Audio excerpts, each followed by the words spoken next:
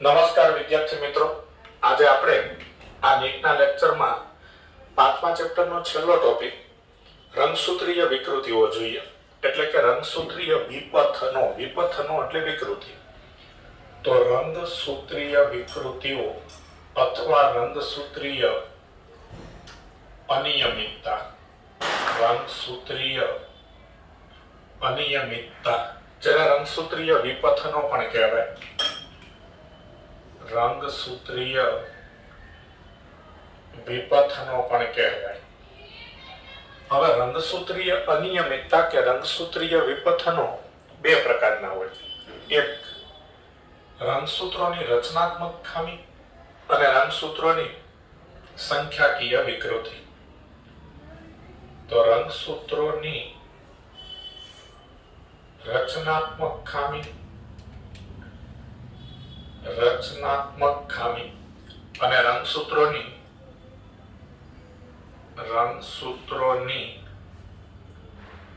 સંખ્યાકીય વિકૃતિ. રંગસૂત્રોની સંખ્યાકીય વિકૃતિને પ્લોઇડી કહેવાય. પ્લોઇડી, આમ તો પ્લોઇડી એટલે રંગસૂત્રોની સંખ્યા એવું આપણે કહીએ છીએ. તો રંગસૂત્રોની રચનાત્મક ખામી અને રંગસૂત્રોની સંખ્યાકીય વિકૃતિ. હવે રંગસૂત્રોની રચનાત્મક ખામી વિશે તો ખાસ આપણા સિલેબસમાં છે નહીં, પણ આગળ આપણે આ ચેપ્ટરમાં વિકૃતિના એક સવાલમાં લોપ અને દ્વિકૃતિ એવા બે શબ્દો જોયેલા છે. તો લોપ અને દ્વિકૃતિ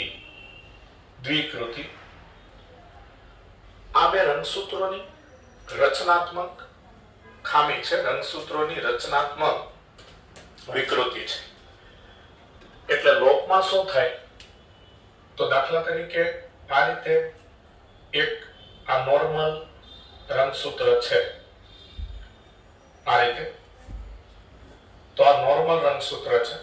હવે આપણે જાણીએ છીએ એ પ્રમાણે કે રંગસૂત્રની અંદર રેખીય રીતે ગોઠવાયેલો DNA નો તંતુ હોય, એટલે આ DNA નો તંતુ છે. આ DNA નો તંતુ છે. હવે આ રંગસૂત્રમાં લોપ પ્રકારની રચનાત્મક વિકૃતિ આવે એટલે રંગસૂત્રનો કેટલોક ભાગ લોપ પામે એટલે વિઘટન પામે, પછી એ અદ્રશ્ય થઈ જાય, નાશ થઈ જાય. એટલે દાખલા તરીકે આટલો ભાગ અદ્રશ્ય થાય છે. તો પરિણામી રંગસૂત્ર છે, એટલે કે વિકૃતિ બાદ બનતું રંગસૂત્ર છે, એ આ ટાઈપનું થશે.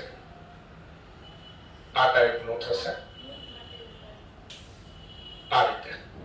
અને તેની અંદર જે રેખીય DNA છે, એ રેખીય DNA છે એનો પણ આ જેટલો ભાગ લોપ પામ્યો, એ લોપ પામેલા ભાગ પર જે જનીનો હતા એ જનીનનો લોપ થઈ જશે. તો આ લોપ પ્રકારની વિકૃતિ છે. એટલે એમાં પરિણામી રંગસૂત્ર છે, એમાં રંગસૂત્રિકાનો ઉપરનો આટલો છેડો છે એ કપાઈ જાય છે. હવે દાખલા તરીકે આ આટલા ભાગ પર માનો કે આ જનીન A કેપિટલ A અને જનીન કેપિટલ B આવા બે જનીન હતા. તો આ લોપ થવાને કારણે આ જનીન A કેપિટલ A અને જનીન કેપિટલ B એ બંને લોપ પામી ગયા. એ બંને જનીનો લોપ પામી ગયા એટલે સજીવમાં વિકૃતિના લક્ષણો દેખાય. તો આ લોપ પ્રકારની વિકૃતિ છે. હવે દ્વિકૃતિ પ્રકારની જે રચનાત્મક વિકૃતિ છે તેમાં શું થાય, તો દ્વિ એટલે બે. એટલે તેમાં રંગસૂત્રનો કોઈ ભાગ બે વખત આવી જાય, એટલે કે ડબલ થઈ જાય. એટલે દાખલા તરીકે આ નોર્મલ રંગસૂત્ર છે અને આ A, B, C, આ D વગેરે, આ E, F, G, H વગેરે રંગસૂત્ર પર આવેલા જનીનો છે.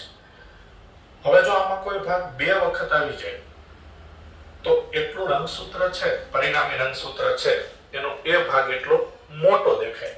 આકૃતિમાં આપણે જોઈ શકીએ છીએ કે આ રીતે દ્વિકૃતિ પ્રકારની વિકૃતિ થાય એટલે રંગસૂત્રમાં આ ભાગ 2 વખત આવશે. રંગસૂત્રમાં આ ભાગ 2 વખત આવશે આ રીતે. તો 2 વખત આવી જાય. તો 2 વખત આવી જાય એટલે અહીંયાથી ધારો કે આટલો ભાગ આ માની લઈએ કે A અને B જમીન વાળો ભાગ છે ઈ જ 2 વખત આવે છે આ રીતે. તો આ દ્વિકૃતિ પ્રકારની વિકૃતિ છે. તો આ દ્વિકૃતિ પ્રકારની વિકૃતિ છે.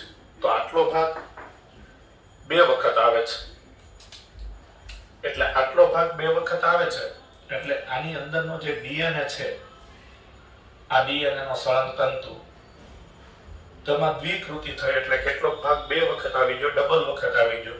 એટલે માની લઈએ કે આ જનીન A અને B વાળો ભાગ 2 વખત આવી ગયો છે એટલે A અને B ફરી પાછા આ A અને B, ત્યાર પછી C, D, E, F, G, H વગેરે જનીન તો છે જ. એટલે આ દ્વિકૃતિ પ્રકારની વિકૃતિ થઈ. તો દ્વિકૃતિ પ્રકારની વિકૃતિ એટલે રંગસૂત્રમાં જો કોઈ ભાગ 2 વખત આવી જાય, ડબલ વખત આવી જાય તો તેવી રંગસૂત્રોની રચનાત્મક ખામીને દ્વિકૃતિ કહેવાય છે. આવું થવાનું કારણ એ હોય છે કે જ્યારે DNA નું રેપ્લિકેશન થતું હોય છે એટલે કે DNA નું સ્વયંજનન થતું હોય છે ત્યારે કોઈ ખામી આવી ગઈ હોય છે જેના કારણે કેટલોક ભાગ 2 વખત આવી જાય છે. તો આ દ્વિકૃતિ પ્રકારની રચનાત્મક વિકૃતિ. તો લોપ અને દ્વિકૃતિ આવા 2 શબ્દો એક વિકૃતિના ટોપિકમાં આપણે ઉલ્લેખ કરેલો છે. એટલે આ રંગસૂત્રોની રચનાત્મક ખામીમાં લોપ અને દ્વિકૃતિના 2 પ્રકારની વાત કરી આપણે. હવે વાત કરીએ છીએ રંગસૂત્રોની સંખ્યાકીય વિકૃતિ. તો રંગસૂત્રોની સંખ્યાકીય વિકૃતિને પ્લોઇડી કહેવાય. હવે પ્લોઇડીમાં રંગસૂત્રોની સંખ્યામાં ફેરફાર થાય. એટલે રંગસૂત્રોની જે સામાન્ય સંખ્યા હોવી જોઈએ તેના કરતા કાં તો રંગસૂત્રો વધી જાય કાં તો રંગસૂત્રો ઘટી જાય. એટલે રંગસૂત્રોની જે સામાન્ય સંખ્યા હોવી જોઈએ તેમાં ફેરફાર થાય. શું ફેરફાર થાય? એટલે કે કાં તો રંગસૂત્રો વધી જાય કાં તો રંગસૂત્રો ઘટી જાય. તેને રંગસૂત્રોની સંખ્યાકીય વિકૃતિ કહેવાય. દાખલા તરીકે મનુષ્યના દૈહિક કોષોમાં 46 રંગસૂત્રો હોય છે.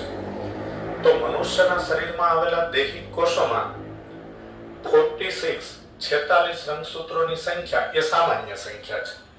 હવે જ્યારે પ્લોઇડી એટલે કે રંગસૂત્રોની સંખ્યાકીય વિકૃતિ થાય અને કોઈ વ્યક્તિના દૈહિક કોષમાં રંગસૂત્રોની સંખ્યા 46 ને બદલે 47 થઈ જાય એટલે કે એક રંગસૂત્ર વધી જાય. કોઈ વ્યક્તિમાં 46 ને બદલે 45 થઈ જાય એટલે કે એક રંગસૂત્ર ઘટી જાય. તો આ રંગસૂત્રોની સંખ્યાકીય વિકૃતિ છે. રંગસૂત્રોની સંખ્યાકીય વિકૃતિના મુખ્ય પ્રકાર 2 છે. રંગસૂત્રોની સંખ્યાકીય વિકૃતિના મુખ્ય પ્રકાર 2 છે. પહેલો પ્રકાર છે પોલીપ્લોઇડી. પોલીપ્લોઇડી પહેલો પ્રકાર છે પોલીપ્લોઇડી. અને બીજો પ્રકાર છે એન્યુપ્લોઇડી. એન્યુપ્લોઇડી. તો રંગસૂત્રોની સંખ્યાકીય વિકૃતિના 2 પ્રકાર છે. એક પોલીપ્લોઇડી અને બીજો પ્રકાર છે એન્યુપ્લોઇડી. પોલીપ્લોઇડી એટલે શું? તો તેમાં રંગસૂત્રોનું આખું જૂથ વધઘટ થાય છે. એટલે રંગસૂત્રોનું જૂથ વધી જાય છે. રંગસૂત્રોનું જૂથ વધી જાય છે એટલે 1-2 રંગસૂત્રો નહીં પણ રંગસૂત્રોનું આખું જૂથ વધી જાય. દાખલા તરીકે આપણે જાણીએ છીએ કે મનુષ્યમાં દૈહિક કોષોમાં રંગસૂત્રોની દ્વિકીય સંખ્યા 2n. માનવમાં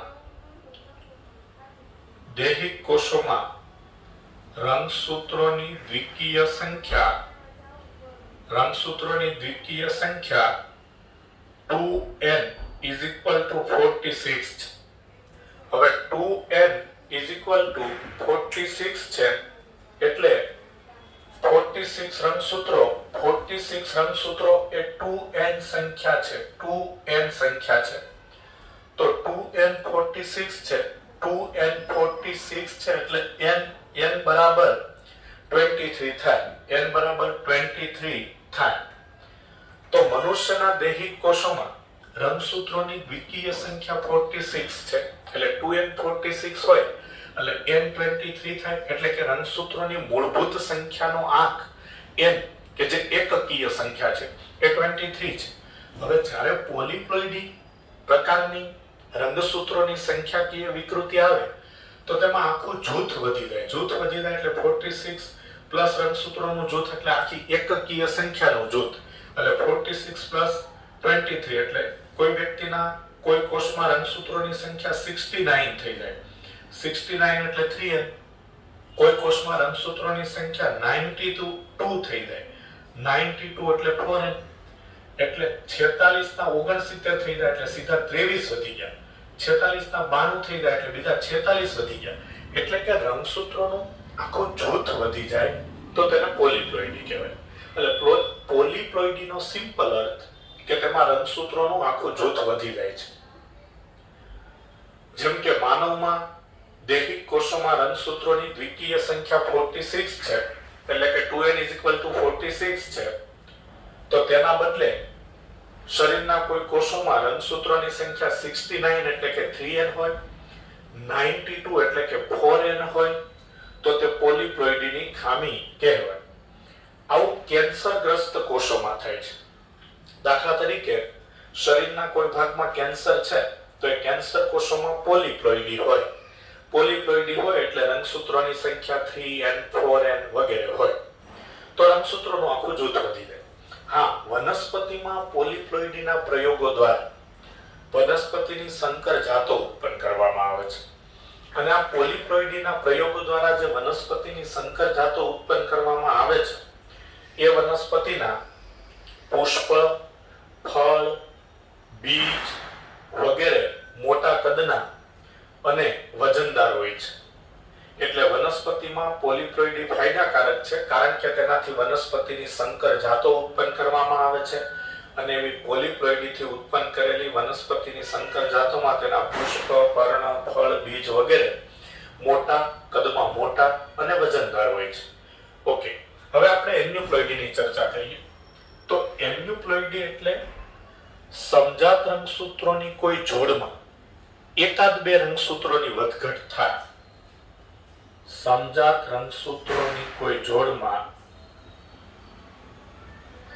સમજાત રંગસૂત્રોની કોઈ જોડમાં એકાદ બે રંગસૂત્રોની વધઘટ થાય એકાદ બે રંગસૂત્રોની વધઘટ થાય છે તો તેને એન્યુપ્લોઇડી કહેવાય તો પોલિપ્લોઇડીમાં આપણે જોયું કે રંગસૂત્રોનું આખું જૂથ વધી જાય છે પણ એન્યુપ્લોઇડીમાં રંગસૂત્રોનું આખું જૂથ નથી વધી જતું પરંતુ સમજાત રંગસૂત્રોની કોઈ જોડમાં એકાદ બે રંગસૂત્રોની વધઘટ થાય એટલે કા એક કે બે રંગસૂત્રો વધી જાય કા એક કે બે રંગસૂત્રો ઘટી જાય સમજાત રંગસૂત્રોની જોડ એટલે મનુષ્યના દૈહિક કોષોમાં 46 રંગસૂત્રો હોય છે એટલે તેમાં 23 જોડ હોય છે દરેક જોડના બંને રંગસૂત્રો કદ અને આકારમાં સમાન હોય છે એટલે તેને સમજાત રંગસૂત્રો કે સમરૂપ રંગસૂત્રો કહેવાય આ સમજાત રંગસૂત્રોની કોઈ જોડમાં એક અથવા બે રંગસૂત્ર વધી જાય કે એક અથવા બે રંગસૂત્રો ઘટી જાય તો તેને એન્યુપ્લોઇડી કહેવાય દાખલા તરીકે મનુષ્યના દૈહિક કોષમાં રંગસૂત્રોની સામાન્ય સંખ્યા 46 છે એટલે કે 23 જોડ છે હવે કોઈ વ્યક્તિના કોઈ કોષમાં 46 ને બદલે 47 રંગસૂત્ર હોય તો એક રંગસૂત્ર વધી ગયું કોઈ કોષમાં 48 રંગસૂત્રો હોય તો બે રંગસૂત્રો વધી ગયા કોઈ કોષમાં 45 રંગસૂત્ર હોય તો એક રંગસૂત્ર ઘટી ગયું કોઈ કોષમાં 44 રંગસૂત્ર હોય તો બે રંગસૂત્રો ઘટી ગયા તો આ રીતે સમજાત રંગસૂત્રોની કોઈ જોડમાં એકાદ બે રંગસૂત્રોની વધઘટ થાય તો તેને એન્યુપ્લોઇડી કહેવામાં આવે એન્યુપ્લોઇડીના આગળ બે પેટા પ્રકાર પડે છે હાઇપોપ્લોઇડી અને હાઇપરપ્લોઇડી પ્લોઇડી, હાઇપોપ્લોઇડી અને હાઇપરપ્લોઇડી. હાઇપો એટલે ઓછું, હાઇપર એટલે વધારે. હાઇપોપ્લોઇડીમાં સમજાત રંગસૂત્રોમાં એકાદ બે રંગસૂત્રો ઘટી જાય. આમાં સમજાત રંગસૂત્રોની જોડમાં એકાદ બે રંગસૂત્રો વધી જાય.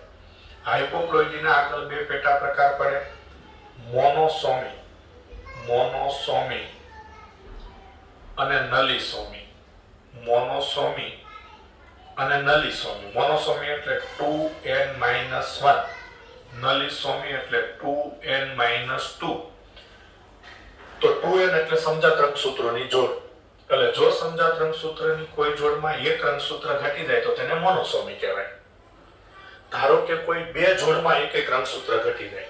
દાખલા તરીકે કોઈ એક સજીવમાં 15 જોડ રંગસૂત્રો છે, તેમાં 5મી અને 7મી બંને જોડમાં એક એક રંગસૂત્ર ઓછું છે, તો એને ડબલ મોનોસોમી કહેવાય. તો બે જોડમાં એક એક રંગસૂત્ર ઓછું હોય તો તેને ડબલ મોનોસોમી કહેવાય. નલિસોમી એટલે સમજાત રંગસૂત્રની કોઈ જોડમાં બે રંગસૂત્રો ઓછા હોય, એટલે કે આખી જોડ જ ન હોય, તો તેને નલિસોમી કહેવાય. એક વિકૃતિ વધારે ઘાતક છે. ધારો કે કોઈ બે જોડમાં નલિસોમી હોય, એટલે કે 5મી 7મી બે જોડમાં બે રંગસૂત્રો ઓછા છે, આખી બે જોડ નથી, તો એને ડબલ નલિસોમી કહેવાય. પણ એ તો વધારે ખૂબ જ ઘાતક વિકૃતિ છે. હાઇપરપ્લોઇડીના બે પ્રકાર પડે, ટ્રાયસોમી અને ટેટ્રાસોમી. ટેટ્રાસોમી. ટ્રાયસોમી એટલે 2n+1 અને ટેટ્રાસોમી એટલે 2n+2. તો જો સમજાત રંગસૂત્રની કોઈ જોડમાં એક રંગસૂત્ર વધી જાય તો તેને ટ્રાયસોમી કહેવાય. જો સમજાત રંગસૂત્રોની કોઈ જોડમાં બે રંગસૂત્ર વધી જાય તો તેને ટેટ્રાસોમી કહેવાય. જો કોઈ બે જોડમાં એક એક રંગસૂત્ર વધી જાય તો એને ડબલ ટ્રાયસોમી કહેવાય. તો આ રીતે એન્યુપ્લોઇડીના પેટા પ્રકાર છે. એન્યુપ્લોઇડી મનુષ્યમાં દૈહિક રંગસૂત્રમાં પણ થાય અને લિંગી રંગસૂત્રમાં પણ થાય. આપણે બોર્ડના લેક્ચરમાં અભ્યાસ કરી ચૂક્યા છીએ કે દૈહિક રંગસૂત્રમાં એન્યુપ્લોઇડીમાં ડાઉન સિન્ડ્રોમની ખામી આવે છે, અને આ ડાઉન સિન્ડ્રોમની જ્યારે ખામી ઉદ્ભવે છે ત્યારે ડાઉન સિન્ડ્રોમની ખામીમાં 22મી જોડ દૈહિક રંગસૂત્રોની 21મી જોડ છે, તેમાં એક રંગસૂત્ર વધી જવાને કારણે 21મી જોડમાં 2n+ એટલે કે 21મી જોડમાં ટ્રાયસોમી થવાને કારણે ડાઉન સિન્ડ્રોમ નામની ખામી ઉદ્ભવે છે. લિંગી રંગસૂત્રોની એન્યુપ્લોઇડીમાં આપણા સિલેબસમાં ક્લાઇનફેલ્ટર સિન્ડ્રોમ અને ટર્નર સિન્ડ્રોમ આવી બે ખામી છે. ક્લાઇનફેલ્ટર સિન્ડ્રોમમાં XXY લિંગી રંગસૂત્ર હોય છે, એટલે કે X લિંગી રંગસૂત્રોની ટ્રાયસોમી હોય છે, અને ટર્નર સિન્ડ્રોમમાં સ્ત્રીઓમાં X0 લિંગી રંગસૂત્ર હોય છે, એટલે કે X લિંગી રંગસૂત્રની મોનોસોમી હોય છે. તો દૈહિક રંગસૂત્રોમાં અને લિંગી રંગસૂત્રોમાં એન્યુપ્લોઇડી થવાથી આવી જુદી જુદી વિકૃતિઓ આવે છે, આવા રોગો થાય છે. આ એન્યુપ્લોઇડી થવાનું કારણ નોન ડિસજંક્શન છે. આ છેલ્લા પોઈન્ટની ચર્ચા આપણે કરી લઈએ. તો એન્યુપ્લોઇડી થવાનું કારણ શું? તો એન્યુપ્લોઇડી થવાનું કારણ નોન ડિસજંક્શન છે. તો નોન ડિસજંક્શનનો મતલબ થાય કે અર્ધીકરણ વનમાં ભાજનોત્તર અવસ્થા એક વખતે સમજાત રંગસૂત્રો જોડમાંથી છૂટા પડે છે, પણ જો કોઈ કારણોસર ભાજનોત્તર અવસ્થા એક વખતે સમજાત રંગસૂત્રો જોડમાંથી છૂટા ન પડી શકે અને કોઈ એક કોષમાં રંગસૂત્રોની આખી જોડ દાખલ થાય અને બીજા કોષમાં તે જોડમાંનું એક પણ રંગસૂત્ર દાખલ ન થાય તો તેને નોન ડિસજંક્શન કહેવાય. દાખલા તરીકે પુરુષમાં XY લિંગી રંગસૂત્ર છે. હવે આપણે જાણીએ છીએ સામાન્ય શુક્રકોષો ઉત્પન્ન થાય અર્ધસૂત્રી ભાજનથી, એટલે એક શુક્રકોષમાં X આવે અને બીજામાં Y આવે, એટલે કે X અને Y લિંગી રંગસૂત્ર ભાજનોત્તર અવસ્થા એક વખતે છૂટા પડી જાય. પરંતુ જો નોન ડિસજંક્શન થાય શુક્રકોષની ઉત્પત્તિ સમયે, તો એક શુક્રકોષ એવો ઉત્પન્ન થાય જેમાં XY બંને લિંગી રંગસૂત્ર આવી જાય, અને બીજો શુક્રકોષ એવો ઉત્પન્ન થાય કે જેમાં x કે y બેમાંથી એક પણ લીગી રંગસૂત્ર ન આવે એટલે કે 0 આવે. હવે જો અંડકોષ છે એની ઉત્પત્તિ સમયે નોન ડિસજંક્શન ન થયું અને ડિસજંક્શન થયું એટલે કે અંડકોષ નોર્મલ ઉત્પન્ન થાય તો તેમાં એક જ x લીગી રંગસૂત્ર આવે. તો આ નોન ડિસજંક્શન પામેલા શુક્રકોષો છે. નોન ડિસજંક્શન પામેલા શુક્રકોષ. તો નોન ડિસજંક્શન પામેલા શુક્રકોષ આ સામાન્ય અંડકોષ છે. સામાન્ય અંડકોષ. તો નોન ડિસજંક્શન પામેલા શુક્રકોષ સામાન્ય અંડકોષનું પાલન કરે તો કયા પ્રકારની એન્યુપ્લોઇડી આવી શકે અને તેનાથી કયા રોગ થાય એ આપણે જાણી શકીએ છીએ. આ શુક્રકોષ આ અંડકોષનું પાલન કરે તો XXY એટલે ક્લાઇનફેલ્ટર સિન્ડ્રોમ. ક્લાઇનફેલ્ટર સિન્ડ્રોમ. ક્લાઇનફેલ્ટર સિન્ડ્રોમ ની ખામી આવે તો ક્લાઇનફેલ્ટર સિન્ડ્રોમ ની ખામી આવે. એવી જ રીતે આ શુક્રકોષ આ અંડકોષનું ફલન કરે તો પણ XXY એટલે આ જ ખામી આવે. હવે આ શુક્રકોષ આ અંડકોષનું ફલન કરે તો X0 ટર્નર્સ સિન્ડ્રોમ. ટર્નર્સ સિન્ડ્રોમ. અને એવી રીતે આ શુક્રકોષ આ અંડકોષનું ફલન કરે તો પણ X0 એટલે કે ટર્નર્સ સિન્ડ્રોમ પ્રકારની ખામી આવે છે. તો અહીં આપણે જોઈ શકીએ છીએ કે શુક્રકોષની ઉત્પત્તિ સમયે નોન ડિસજંક્શન થયું અને અંડકોષ સામાન્ય હતા. તો નોન ડિસજંક્શન પામેલા શુક્રકોષ સામાન્ય અંડકોષનું ફલન કરે તો ક્લાઇનફેલ્ટર સિન્ડ્રોમ અને ટર્નર સિન્ડ્રોમની ખામી આવી શકે. ઘણી વખત એવું પણ બને કે અંડકોષની ઉત્પત્તિ સમયે નોન ડિસજંક્શન થયું હોય અને શુક્રકોષ સામાન્ય હોય તો સામાન્ય શુક્રકોષ દ્વારા નોન ડિસજંક્શન પામેલા અંડકોષનું ફલન થાય તો પણ આવી ખામીઓ આવી વિકૃતિ આવી શકે છે. તો આ વાત થઈ રંગસૂત્રોની સંખ્યાકીય વિકૃતિની. અહીં આપણો ટોપિક પૂર્ણ થાય છે. 5મું ચેપ્ટર પણ પૂર્ણ થયું અને આપણો આ લેક્ચર અહીં પૂર્ણ કરીએ છીએ. નેક્સ્ટ લેક્ચરમાં 6થું ચેપ્ટર સ્ટાર્ટ કરીશું.